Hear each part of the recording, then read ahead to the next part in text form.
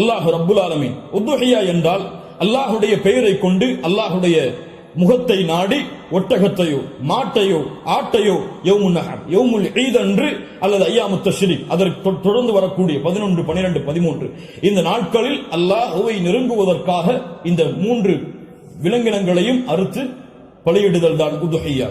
அல்லாஹ் ரப்புல் ஆலமீன் கூறுகிறான், இன்னா அத்தைனாக அல் கௌசர். அல்லாஹ் ரப்புல் ஆலமீன் நபியே கௌசர் என்ற தடாகத்தை உமக்கு வழங்குகிறான்.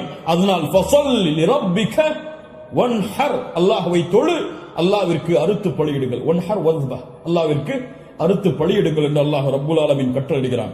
இந்த உதுஹியாவுடைய விஷயத்தில் உலமாக்கள் மத்தியிலே கருத்து வேறுபாடு இருக்கிறது. சில உலமாக்கள் சொல்கிறார்கள் உதுஹியா என்பது வாஜிப், அதை விட்டால் பாவம்.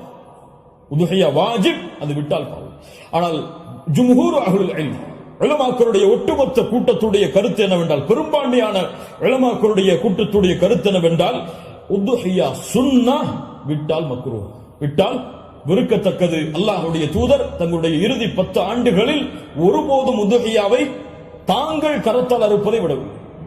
இது சுன்னah, ஆனால் விட்டால் பெரும்பாவம் கிடையாது, வெறுக்கத்தக்கது. கண்ணியத்துக்குரியவர்களை யாருக்கு அல்லாஹ் வசதி செய்திருக்கிறானோ அவர்கள் எவ்வளவு விலங்கு அந்த ஆடுகளையோ மாடுகளையோ ஒட்டகங்களையோ அறுத்து பலியிட முடியுமோ அவர்கள் அறுத்து பலியிடலாம். ஒருவருக்கு ஒரு ஆடுதான். ஒரு மாட்டை ஒருவர் முழுவதாக அறுப்பதற்கு அவருக்கு செல்வம் இருந்தால், வசதி இருந்தால் அறுக்கலாம். அல்லது அந்த மாட்டை 7 பேர் பங்கு கொள்ளலாம். ஒட்டகமாக இருந்தால் அவர்களும் அதில் 7 பேர் பங்கு கொள்ளலாம். இப்படி ஒரு ஆட்டை ஒருவர், மாடை 7 பங்காக வைக்கலாம், ஒட்டகத்தை 7 பங்காக வைக்கலாம். அல்லது ஒட்டகம் முழுவதையும் ஒருவர் கொடுக்கலாம், மாடு முழுவதையும் ஒருவர் கொடுக்கலாம். 2 ஆடுகள் 3 ஆடுகள் என்று ஏழைகளுடைய கஷ்டங்களை நீக்க அல்லாஹ்வுடைய முகத்தை நாடுபவர்கள் எவ்வளவு அல்லாஹ் அவர்களுக்கு செல்வத்தை விசாலப்படுத்தி இருக்கிறாரோ அவ்வளவு அவர்களும் விசாலப்படுத்தலாம். அந்த விலங்கினங்களுடைய சட்டம் என்ன? ஆடாக இருந்தால் 1 வருடம் பூர்த்தியாக இருக்க வேண்டும், 2வது வருடத்தில் நுழைந்திருக்க வேண்டும். மாடாக இருந்தால் 2 வருடங்கள் பூர்த்தியாக இருக்க வேண்டும், 3வது வருடத்தில் அது நுழைந்திருக்க வேண்டும். ஒட்டகமாக இருந்தால் 5 வருடம் பூர்த்தியாக இருக்க வேண்டும், 6வது வருடத்தில் அது நுழைந்திருக்க வேண்டும். யாருக்கெல்லாம் ஒரு முழு குடும்பமாக ஒரே இடத்திலே ஒரே உணவை சாப்பிட்டு வசித்தால் அந்த முழு குடும்பத்திற்கும் ஒரு ஆடு போதுமானது, அல்லது முழு குடும்பத்திற்கும் ஒரு மாடு போதுமானது, அந்த முழு குடும்பத்திற்கும் ஒரு ஒட்டகம் போதுமானது.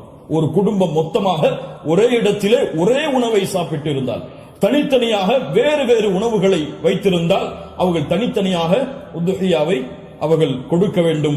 கண்ணியத்துக்குரியவர்கள், இந்த முறையில் இந்த வணக்க வழிபாட்டை செய்வதற்கு அல்லாஹ் எமக்கு உதவி செய்வானாக. லை யனாலல்லாஹு லுஹுமுஹா வலா திமாஉஹா, இதனுடைய மாமிசங்களோ இரத்தங்களோ அல்லாஹ்வை சென்றடைவதல்ல. வலாக்கின் யனாலுஹு தக்வா மின்கும், உங்களுடைய உள்ளத்தில் இருக்கக்கூடிய தக்குவாதான் அல்லாஹ்விடத்தில் சென்றடைகிறது. கண்ணியத்துக்குரியவர்கள், நபி இப்ராஹிம் அலைஹிஸ்ஸலாம், இஸ்மாயில் அலைஹிஸ்ஸலாம் அவருடைய தியாகத்தை நினைவு கூறும் பொருட்டு இப்ராஹிம் அலைஹிஸ்ஸலாம் தன்னுடைய மகனை அல்லாஹ் அறுக்க கட்டளையிட்ட போது, நான் அறுக்க தயாராகிறேன் என்று இப்ராஹிம் அலைஹிஸ்ஸலாம் அல்லாஹ்விற்காக தன்னுடைய அல்லாஹ்வுடைய கட்டளையை ஏற்க துணிந்ததை போன்று, யா அல்லாஹ் நீ கூறினால் எதையும் செய்வதற்கு நான் தயார் என்ற தன்மையை வெளிப்படுத்துவதற்கு தான் இந்த யௌமுன் நஹர் யௌமுல் ஈதுடைய தினத்தில் ஆடுகளையோ மாடுகளையோ ஒட்டகங்களையோ அறுக்கக்கூடிய கட்டளை அல்லாஹ் கொடுத்திருக்கிறார். இது ஒரு சடங்காகவோ சம்பிரதாயமாகவோ இல்லாமல் அல்லாஹ்விற்காக செய்யப்படக்கூடிய வணக்க வழிபாடாக எண்ணி இன்று நியத்து வையுங்கள். அல்லாஹ் எனக்கு கொடுத்த செல்வத்தின் அடிப்படையில் இன்ஷா அல்லாஹ் இதை நான் விசாலப்படுத்துவேன். என்னால் எவ்வளவு முடியுமோ அவ்வளவு அல்லாஹ்வுடைய பாதையில் அறுத்து பலியிட்டு ஏழைகளுக்கும் நானும் அதிலிருந்து உண்பேன். கண்ணியத்துக்குரியவர்களை, சிறந்தது என்னவென்றால் நாம் வாழக்கூடிய இடங்களில் அறுத்து பலியிடுதல் தான் சிறந்தது.